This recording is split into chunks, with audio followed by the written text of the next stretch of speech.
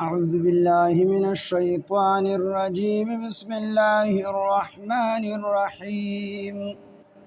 سأصرف عن آيات الذين يتكبرون في الأرض بغير الحق وإن يروا كل آية لا يؤمنوا بها وإن يروا سبيل الرشد لا يتخذوه سبيلا وإن يروا سبيل الغي يتخذوه سبيلا ذلك بأنهم كذبوا بآياتنا وكانوا عنها غافلين والذين كذبوا بآياتنا ولقاء الآخرة حبطت أعمالهم هل يجزون إلا ما كانوا يعملون صدق الله العظيم رب اشرح لي صدري ويسر لي أمري واحلل عقدة من لساني يفقهوا قولي رب زدني علما سبحانك لا علم لنا إلا ما علمتنا إنك أنت العليم الحكيم سورة الأعراف نهم سپارہ آیات نمبر 146 سأصرف عن آيات الذين يتكبرون في الأرض بغير الحق دین مخی آیاتونو کی دا خبر تیر شولا چې الله جل شانه فرمایل چې مونږ لیکل شوی تخته دا حضرت موسی علیه السلام ته ورکړي او په دغه تختو کې هر قسم نصیحت او هر قسم تفصیل دا په دغه تختو کې لیکل شوی اوس دلته کې دا بیانېږي چې دغه تختو کې هو تفسیری هدایت موجود هو هر قسم نصیحت پکې موجود هو خود دغه نصیحتنا متکبرین چې کوم خلکو تکبر والا خلکو نو هغوی فایده نشو حاصلولی هغوی دغه تورات نه او دغه نصیحت نه دغه نه چې کوم د فایده حاصله نه کړله او دغه متکبرین خلک د الله جل جلاله په دربار کې د دې هیڅ قدر نشته دی او دوی ته به د بدو اعمالو بدلا ورکول شي او په دې کې تنبیه ته په دې چې د عناد او د استکبار یعنی تکبر انجام ډیر بد وي او تکبر کوونکو د حق قبلولو توفیق دی خلکو ته نه ملوي چې کوم خلک تکبر کوي په زړه کې بغض دی حسد دی عناد دی د عناد د وجې نه دی په پیغمبر باندې ایمان نه راوړي یو دا د سړي ته پته نشته چې دا پیغمبر دی او کو نه دی یو دا د سړي ته پته چې دا د حق پیغمبر دی لکه ابو جهل د پته وا چې رسول الله صلی الله علیه وسلم په حق پیغمبر دی تسلیم کړي وا بلکې چا به په پټه باندې او پر بیت الله شریف کې چې تاسو کو چې دا راته وایي چې د نبی علیه السلام پیغمبر دی او کو نه دی نو ابو جهل ورته وایي چې بالکل دا په حق باندې پیغمبر دی خو ما ورته یو پیر انکار کړی دی یو پیر مې هغه تکذیب کړی دی زه اوس په خپله جاهله خبره باندې کلک ولاړ او دغه رنګې اوږده واقعه ده چې درې مشران د دې چې کوم نو هغوی د شپې به راتلل د قرآن د اورېدلو دپاره نو اخره کې چې کله اوږده واقعه ده خو دوی به یو بل سره میلو شو چې میلو به شو سله راغلی وي نو د نبي اسلام قرآن اورېدلو راغلي نو اخره کې چې کوم دی د دریو واړو یو بل له قسمونه ورکړل چې دا راته ووایه چې دا رسول الله صلی الله علیه وسلم څنګه سړی دی نو دی ابو جهل له قسم ورته بېشکه چې دا په حق باندې پیغمبر دی او دا قرآن دا کتاب په چې کوم نازل دی نو دا د بنده کتاب نه دی دا د الله کتاب دی خو مسله دا د ایمان په ځکه نه راوړم چې دی خلکو د نبی علیه السلام خاندان والا دی سخاوت شروع کو نو موږ زمون خاندان وسره ابو جهل وی زمون خاندان وسره مقابله وکړه موږ هم سخاوت شروع دی مشری شروع کړه نو زمون خاندان والا ورسره مقابله وکړه نو موږ ورسره مشری شروع کړه هغه کې ورسره خکر وو نو چې دی به کم کار کوو نو موږ به دې سره خکر وو هغه کار به موږ هم کوو خو خبر شو چې نبی علیه السلام له الله پیغمبري ورکړې ده نو چې الله ورله پیغمبري ورکړې ده دا خو زما په حق کې نه چې زه پیغمبرۍ دعوا وکړم اوس د دغې مقابله زه نشم کولی زموږ پیغمبري خو څه کسبي څیز نه دی چې سړی په کسب سره حاصل کړي دا خو د الله یو نعمت دی چې چاته یې ورکړي نو په دې خاندان کې الله نبی علیه السلام د نبوت ورکو پیغمبري ولا ورکړله نو اوس مونږ خو پیغمبر راتلی نشي، مونږ پیغمبر نشي راتلی، خو زه به دا کوشش کوم چې دا پیغمبر رانه کامیاب نشي. نو دا وجه وه چې نبی علیه الصلاۃ والسلام د حضرت عمر رضی الله عنه د ابو جهل په حق کې چې کوم دی سوال وکړو چې الله پاک دې دواړو کې یو تا چې کوم دی اسلام نصیب کړي او اسلام ته په دې دواړو کې په یو سره قوت ورکړي. نو دا دعا د حضرت عمر رضی الله عنه په حق کې قبول شوله او د ابو جهل په حق کې قبول نه شوله. یو ځکه وجه دا وه چې حضرت عمر رضی الله عنه ته دا پته نه وه چې اسلام حق دین دی او که نه حق دین دی. هغه وایي زموږ دا حق دین دی، پته ورته نه وه، خو چې کله ورته پته ولګېده الله ورته هدایت نصیب. ابو جهل ته پته وه چې د اسلام او د الله د پیغمبر دا په حق پیغمبر دی، خو د ضد او د عناد د وجې نه ایمان نه راوړو،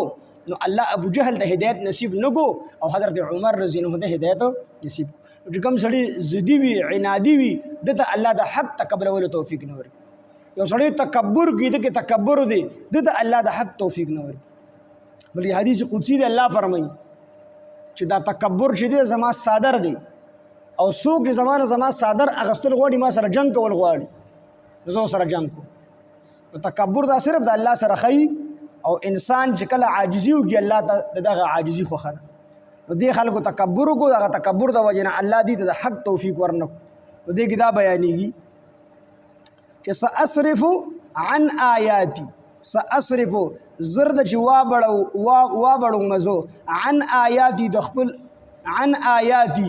د خپلو آیاتونو نه الذین ها کسان یتکبرون چې دوی تکبر کی فی الارض په ځمکه کې بغیر الحق په ناحقه سره، په ناحقه باندې تکبر کی. دلته کې د سأصرف ترجمه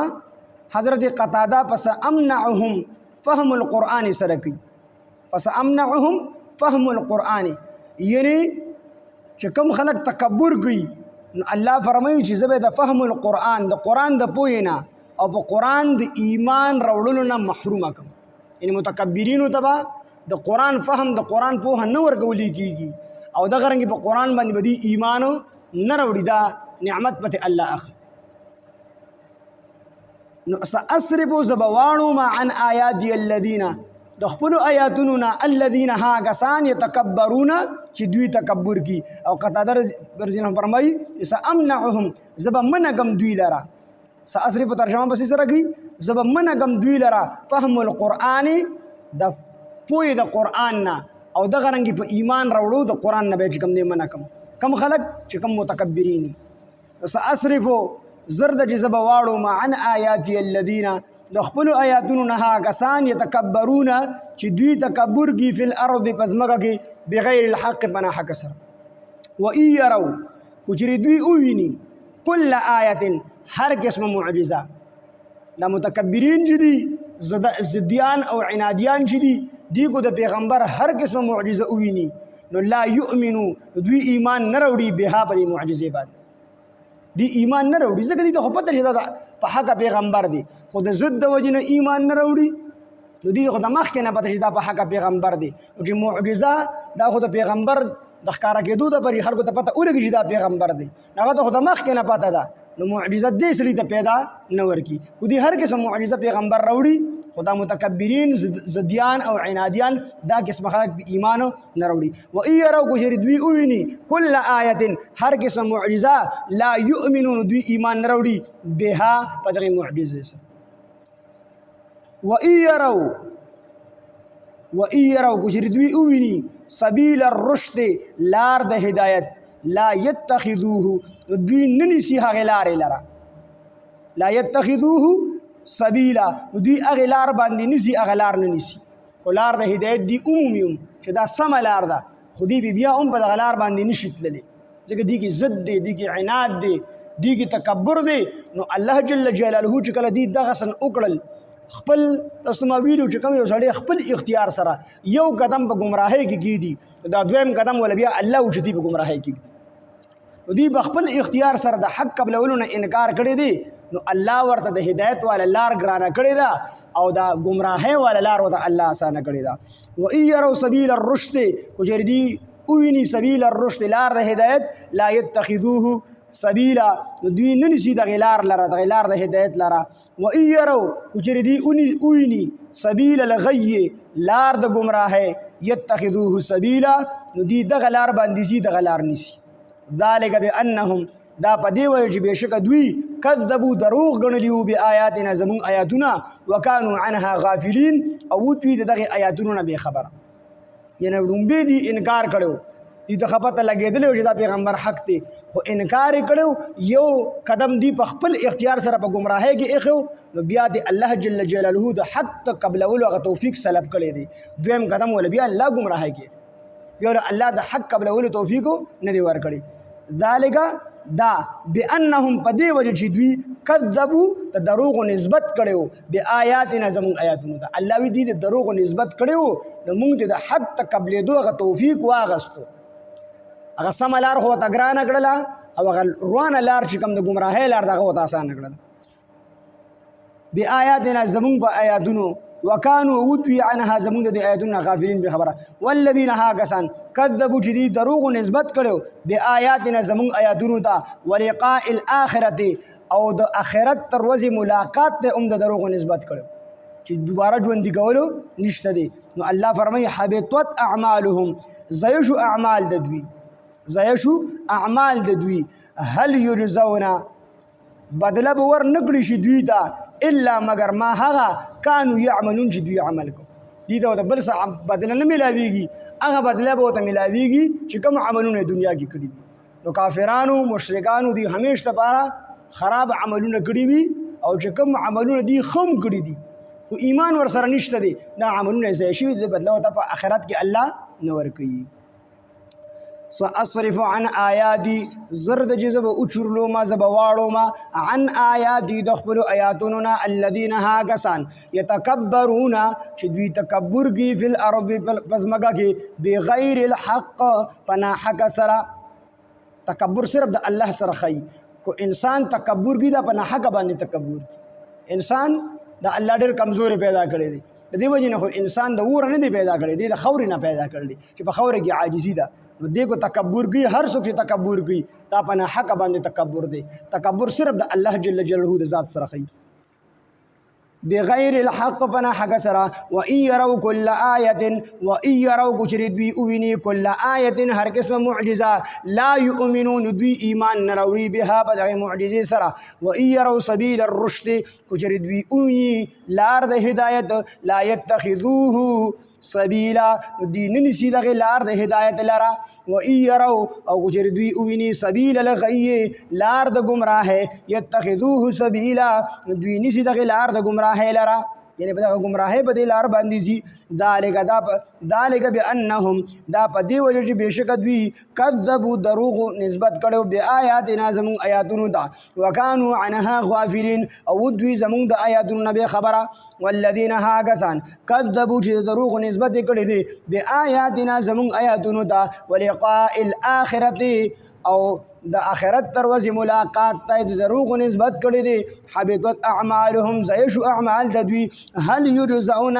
بدله به ور نکړي شي دوی ته الا ما کانوا یعملون مگر ما د هغه څه کانوا یعملون چې دوی عملونه کول په دنیا کې سبحان الله بحمده سبحانك اللهم بحمدك اشهد ان لا اله الا انت نستغفرك ونتوب اليك سبحان ربك رب العزه عما يصفون والسلام على المرسلين والحمد لله